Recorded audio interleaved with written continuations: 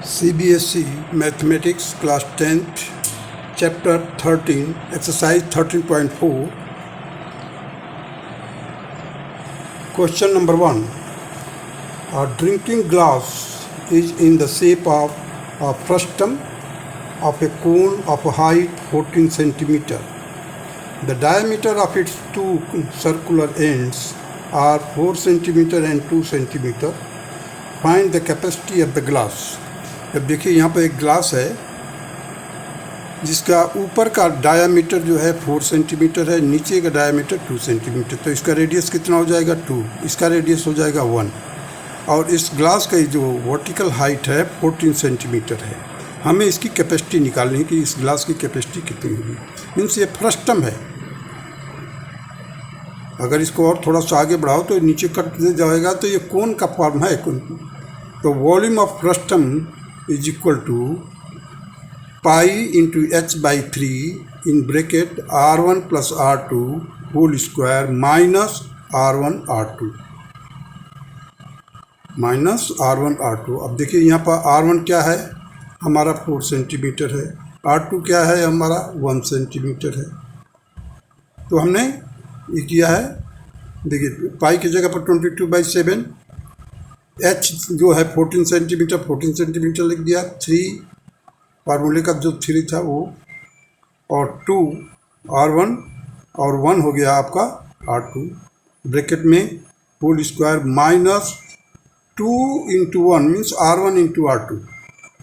अब देखो ये यहाँ पर हमने सॉल्व किया, 7 टू जा 40, 22 में 2 का मल्टीप्लाई किया, दैट इज 44/3।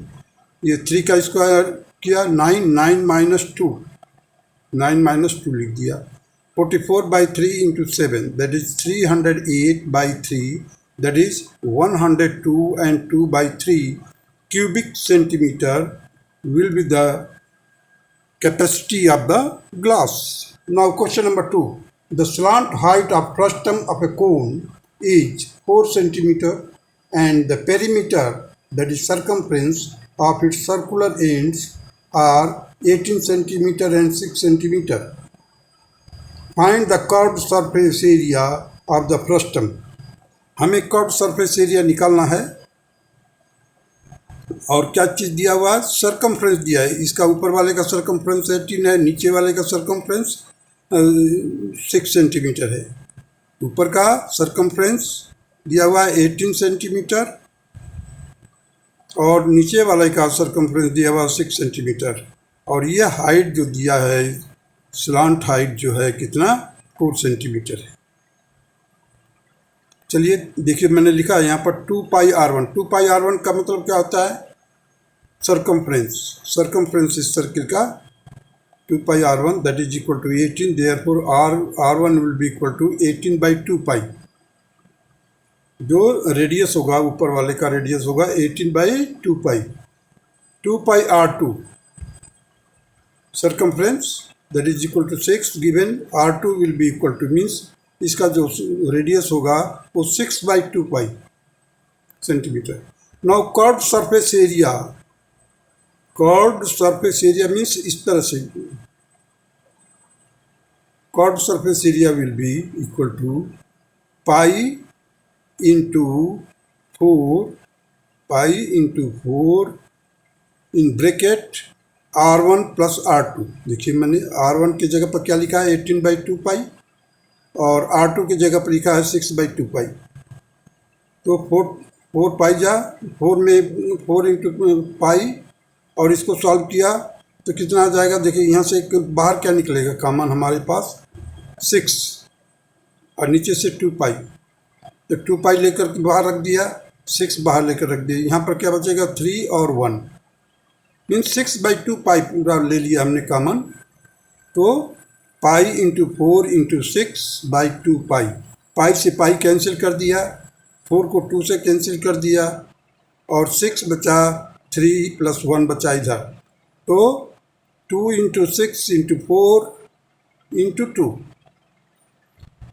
देखिए ये 2 6 और 4 3 + 1 4। क्लियर हुआ आपको। तो 2 से हमने इसको 2 को 2 से कैंसिल कर दिया, ये 4 है तो 6 4 जा 24 into 2 that is 48 centimetre square. Curve surface area, question number 3 पर चलिए। A phase, a cap used by the Turks is shaped like a frustum of a cone. If its radius on the open side is 10 cm, the radius at the upper base is 4 cm and its slant height is 15 cm. Find the area of material used for making it.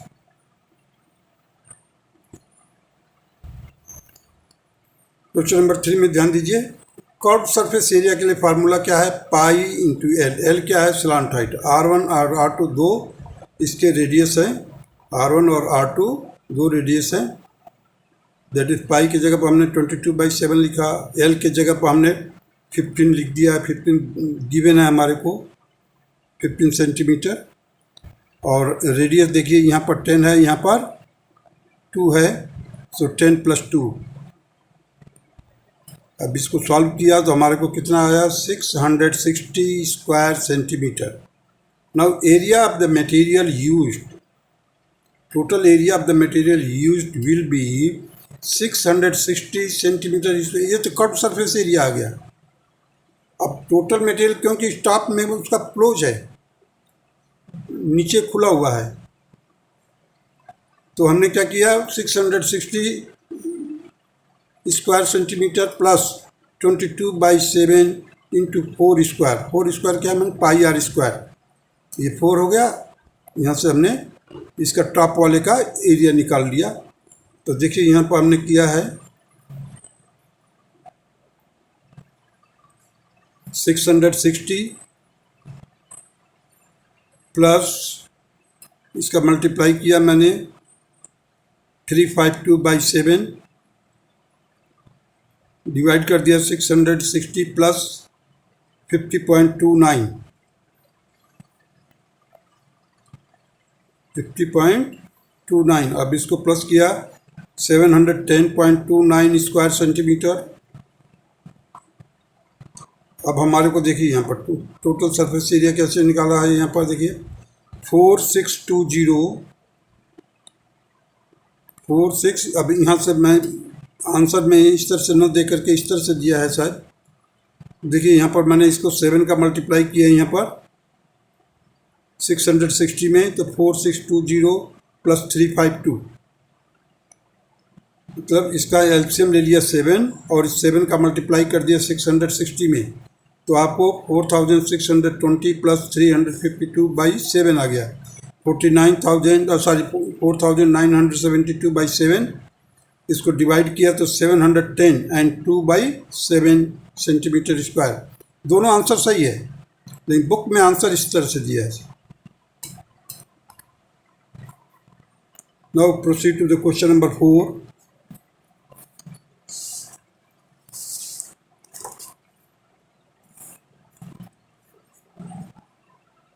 A container opened from the top and made up of metal sheet.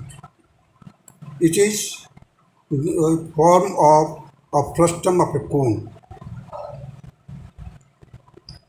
of height 16 cm and radii of its lower and upper ends are 8 cm and 20 cm respectively. Find the cost of milk which can completely fill the container at the rate of ₹20 per liter. Also find the cost of metal sheet used to make the container. If it cost ₹8 per 100 centimeter square, take pi is equal to 3.14। देखिए यहाँ पर एक container है जिसमें milk रखा हुआ, दूध रखा हुआ है।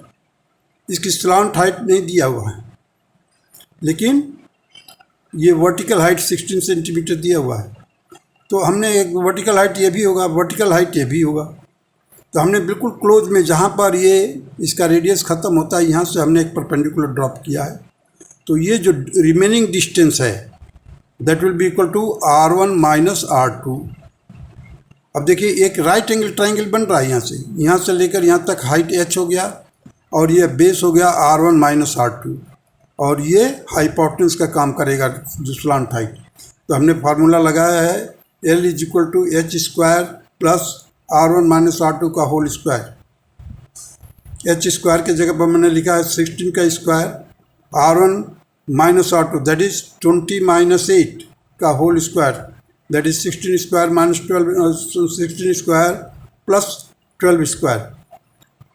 Length means slant height will be equal to 200। 16 का स्क्वायर करेंगे आप 256 आएगा, 12 का स्क्वायर करेंगे 144 आएगा, दोनों को प्लस कीजिए 400 आएगा। Take the square root it will be equal to 20। Now volume of the container का फार्मूला है pi by 3 into h R1 square plus R2 square plus R1 into R2। दोनों फार्मूला इस्तेमाल कर सकते हैं। मैं पहले एक दूसरा फार्मूला दिया था पाई by 3 H R1 plus R2 का whole square minus R1 R2, ये वही चीज़ आएगा, ये भी इस्तेमाल करना, इसलिए दूसरा फार्मूला इस्तेमाल कर दिया pi by 3 into h in root R1 square plus R2 square plus R1 R2। So in place of pi I have used 3.14 by 3 into 16। Now R1 की जगह पर 20 का स्क्वायर, R2 की जगह पर 8 का स्क्वायर प्लस 20 इंटू 8। अब देखिए 3.14 इंटू 16 डिवाइडेड बाई 3 ब्रैकेट में लिखा हुआ है 400 प्लस 64 प्लस 160। इन सभी को प्लस करने पर 3.14 इंटू 16 बाई 3 इंटू 624, इसका टोटल आएगा 624। हमने 3 से डिवाइड किया 208 आया। सो 3.14 इंटू 16 का इसमें मल्टीप्लाई कर दिया तो आपको मिलेगा 3328। पूरा टोटल को मल्टीप्लाई किया तो हमारे को मिला 10,449.92 क्यूबिक सेंटीमीटर। अब इसको मिलीलीटर में बदली करेंगे तो 10,449.92 मिलीलीटर हुआ। इस मिलीलीटर को 1000 से डिवाइड कर देंगे तो 10.44992 लीटर्स आएगा। Now the cost of milk दिया हुआ, कॉस्ट ऑफ मिल्क वर्कआउट करने के लिए, तो ये तो हो गया आपका लीटर्स में कैपेसिटी उसकी। तो 10.44992 into 20 will be equal to 220 क्या है रेट है, 1 लीटर का दाम है 20 रुपीज़। इस तरह से हमारा आया 208.9984, ये रुपीज़ है, इसलिए हमने इसको समेशन करके रख दिया है 200 approximately it will be equal to 209 rupees. Now curved surface area of the curved surface area plus bottom area, क्यों कितना मेटल इस्तेमाल हुआ है ये बताना हमारे को। तो कर्व्ड सरफेस एरिया के लिए फार्मूला क्या है, पाई L in bracket R1 plus R2 plus pi R square, means नीचे वाले का स्क्वायर किया। नीचे वाले में तो है ऊपर तो ओपन है खुला हुआ है। So pi L in bracket R1 plus R2, ये तो हो गया आपका curved surface area. Pi R2 square means pi R square, ये सर्कल का एरिया का फार्मूला है। सो पाई बाहर ले लिया हमने, यहाँ से भी पाई इधर से भी पाई बाहर ले लिया, एल इसके साथ मल्टीप्लाई कर दिया, एल इन ब्रैकेट में R1 plus R2 plus R2 square. अब देखिए पाई की जगह पर मैंने लिखा है 3.14, एल के जगह पर लिखा है 20, स्लांट हाइट आता है आपने का 20, ये देखिए ऊपर 20 है, हमने स्लांट हाइट लिख दिया 20, और R1 है हमारा 20 प्लस R2 8 प्लस R2 का होल स्क्वायर दैट इज 8 का स्क्वायर। तो अभी 20 देखिए इधर 28 हो गया ये। So 3.14 in bracket 20 into 28 plus 64. This will be 3.14 into 560 plus 64. 3.14 into 624, that will be equal to 1959.36 square centimeter. Now cost of metal will be equal to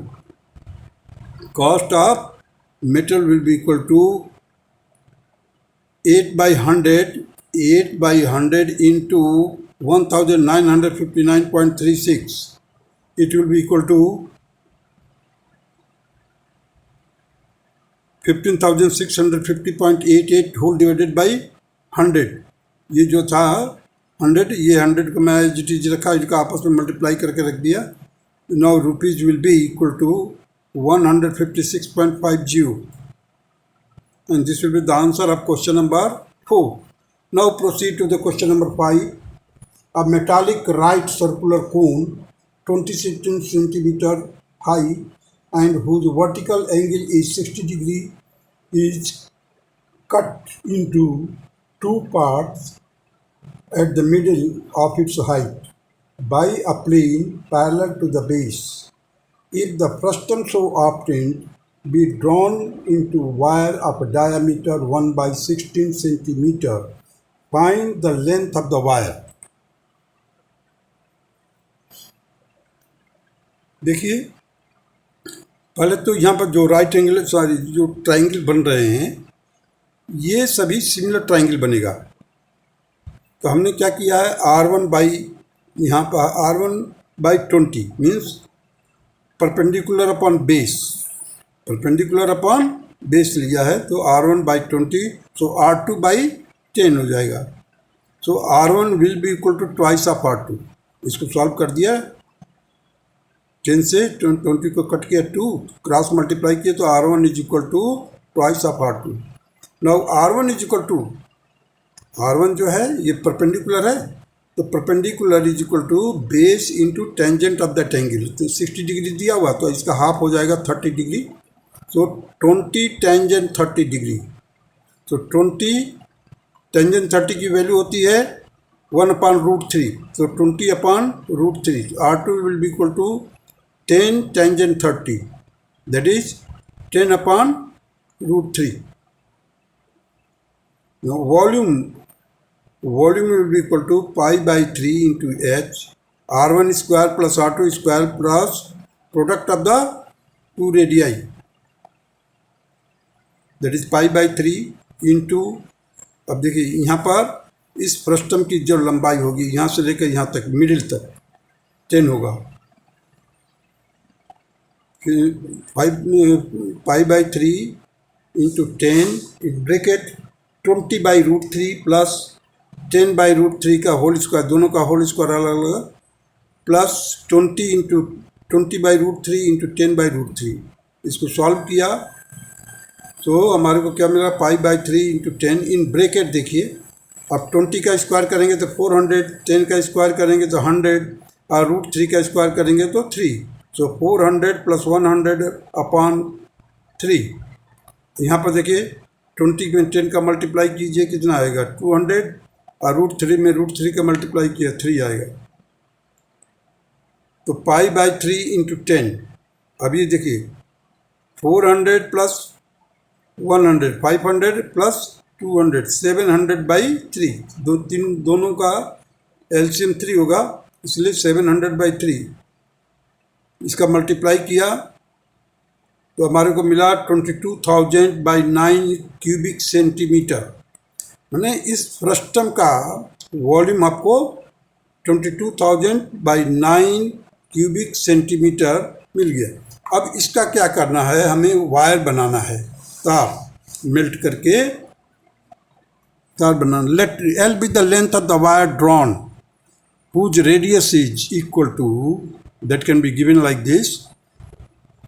radius निकालने के लिए 1/16 into 2 कर दिया तो 1/32 सेंटीमीटर, 1/32 सेंटीमीटर आ गया. अब इसका देखिए वॉल्यूम ऑफ द वायर कैसे निकालेगा, pi/7 22/7 इंटू 1/32. 1/32 means πr². ये r² के लिए मैंने 1/32 लिखा, 1/32 लिखा. इंटू लेंथ हमारे को नहीं मालूम है, वो निकालना है. 22,000 बाई 9।